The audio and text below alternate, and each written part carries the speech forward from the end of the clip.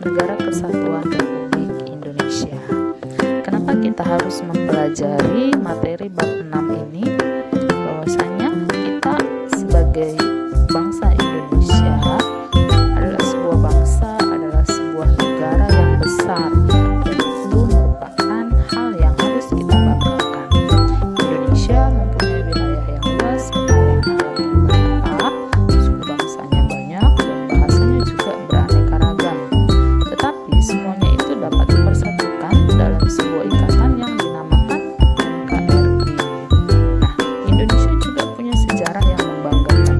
Kemerdekaan yang diraih bukanlah hadiah dari penjajah, tapi kita menjadi bangsa yang memerdekakan dirinya sendiri. Oleh sebab itulah, makanya pada materi kita yang terakhir ini, kita mempelajari tentang apa itu memperkukuh persatuan dan kesatuan bangsa, dan kenapa kita harus menjaganya, kenapa kita harus tetap menunjukkan eksistensinya dan menjadi negara yang mandiri, yang terbebas dari berbagai intervensi atau campur tangan dari negara asing. Ya, seperti itu awal dari judul materi yang akan Ibu jelaskan pada hari ini. Sekarang kita masuki yang topik pertama, yaitu makna persatuan dan kesatuan bangsa. Nah, untuk memahami tentang makna persatuan dan kesatuan bangsa ini, kita harus tahu dulu konsep-konsepnya. Konsep-konsep dari makna persatuan dan kesatuan bangsa itu ada 6.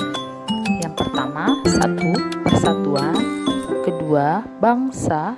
3. Kesatuan. 4. Integrasi nasional. Kelima, nasionalisme. Keenam, patriotisme. Oke, sekarang akan Ibu jelaskan bagian yang pertama, bagian A, yaitu persatuan. Persatuan itu kita artikan secara sederhana, yang artinya gabungan, atau bisa dikatakan sebuah ikatan, sebuah kumpulan, atau sebuah komunitas yang berasal dari beberapa bagian menjadi sesuatu yang utuh. Hal ini misalnya bisa kita lihat dari keberagaman yang dimiliki oleh bangsa Indonesia itu sendiri. Keberagaman itu bisa digabungkan, bisa dikumpulkan dari beberapa suku, dari beberapa agama menjadi sebuah satu kesatuan yang utuh. Lalu kemudian yang bagian B, bangsa. Sebelumnya pasti sudah tahu tentang apa itu artinya bangsa. Bangsa itu kan orang-orang yang merasa punya senasib sepenanggungan, lalu mereka berkumpul dan membentuk suatu bangsa. Nah, dalam hal ini bangsa yang dimaksud di dalam konsep persatuan dan kesatuan negara Indonesia adalah orang-orang Indonesia. Mereka yang dikatakan mereka yang dikatakan sebagai bangsa yang menghuni wilayah Nusantara, baik itu mulai dari Sabang sampai Merauke. Kemudian persatuan bangsa. Persatuan bangsa itu maknanya itu adalah orang Indonesia itu yang menghuni wilayah Indonesia, yang menghuni wilayah Nusantara, baik itu dari Sabang sampai Merauke. Kemudian C, kesatuan bangsa. Kesatuan bangsa itu artinya terbinanya persatuan bangsa yang akan melahirkan sebuah kesatuan bangsa. Jadi asal mulanya itu adalah persatuannya dulu, lalu lahirlah sebuah kesatuan yang memiliki arti bahwa kesatuan bangsa itu kondisi di mana hal-hal yang terlihat itu menunjukkan adanya keamanan, kesentosaan, dan kejayaan, dan itu dialami oleh bangsa Indonesia itu sendiri. Kemudian yang bagian terakhir yaitu wawasan Nusantara. Wawasan Nusantara itu memiliki makna bagaimana cara pandang bangsa Indonesia terhadap diri dan lingkungannya. Nah, yang terlihat di dalamnya itu apa-apa aja terhadap diri dan lingkungannya, yaitu yaitu negara kepulauan, yang artinya wilayah lautan Indonesia yang terdiri dari pulau-pulau besar, pulau-pulau kecil. Kemudian konsep utamanya itu adalah wilayah laut, darat, dan udara. Laut dan atau perairan Indonesia merupakan wilayah pokok, bukan merupakan pelengkap. Laut merupakan bagian yang tidak terpisahkan dari daratan, bukan yang menjadi pemisah antara daratan dan pulau yang satu dengan yang lainnya. Artinya, di dalam wawasan Nusantara ini, ketika kita sudah memahami tentang apa itu wawasan Nusantara, maka itu artinya kita sudah mengenal dengan baik negara Indonesia itu sendiri. Nah, kemudian yang akan Ibu jelaskan bagaimana perwujudan konsep kesatuan bangsa dalam aspek-aspek sosial, yaitu seperti yang pertama, perwujudan Kepulauan Nusantara sebagai satu kesatuan politik. Artinya di sini bangsa Indonesia mempunyai sebuah keutuhan wilayah nasional dan semuanya itu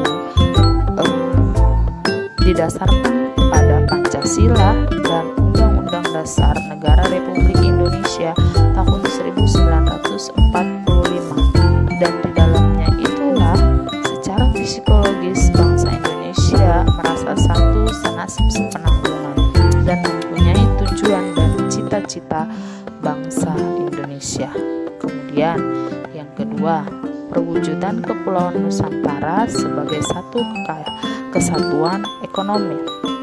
Artinya, seluruh kekayaan wilayah Nusantara itu merupakan modal, itu merupakan milik bersama bangsa Indonesia, dan itu dipergunakan untuk keperluan hidup sehari-hari, dan itu dipergunakan untuk kemakmuran seluruh rakyat Indonesia. Penggunaannya itu harus berdasarkan pada asas kekeluargaan guna mengembangkan dan memakmurkan seluruh rakyat Indonesia. Lalu, ketiga, perwujudan Kepulauan Nusantara sebagai satu kesatuan sosial budaya. Hal ini berkaitan dengan budaya Indonesia yang beraneka ragam, yang memiliki banyak corak ragam budaya. Namun pada hakikatnya keanekaragaman itu adalah satu, dan itu merupakan sebuah kekayaan budaya yang menjadi modal bagi bangsa Indonesia agar mampu mempertunjukkan keunikan, keanekaragamannya di hadapan bangsa-bangsa yang lain, dan hal itu mempunyai hasil-hasil yang dapat dinikmati oleh seluruh bangsa Indonesia sendiri. Lalu yang keempat, perwujudan Kepulauan Nusantara sebagai satu kesatuan pertahanan dan keamanan. Artinya di sini agar bangsa Indonesia mampu menghadapi setiap ancaman yang terjadi. Tidak hanya berpatokan kepada aparat negara saja, tapi tiap-tiap warga negara pun mempunyai hak dan kewajiban yang sama di dalam membela negara Indonesia. Baik, kemudian Ibu lanjutkan penjelasannya, yaitu integrasi nasional. Integrasi nasional itu diartikan sebagai sebuah penyatuan, proses penyesuaian sebuah unsur-unsur yang saling berbeda dalam kehidupan sehingga menghasilkan satu kesatuan yang menghasilkan keserasian dalam kehidupan masyarakat. Nah, faktor-faktor integrasi itu apa-apa aja sih? Yang pertama, Pancasila. Pancasila itu menjadi ideologi negara kita. Segala sesuatu harus berdasarkan kepada Pancasila. Penyelenggaraan apapun harus berdasarkan kepada Pancasila. Lalu yang kedua, UUD NRI tahun 1945. Inilah yang menjadi konstitusi kita, yang berisi aturan-aturan yang harus dilaksanakan dalam kehidupan berbangsa dan bernegara. Lalu yang ketiga, bendera merah putih. Lalu yang keempat, lagu kebangsaan kita yaitu Indonesia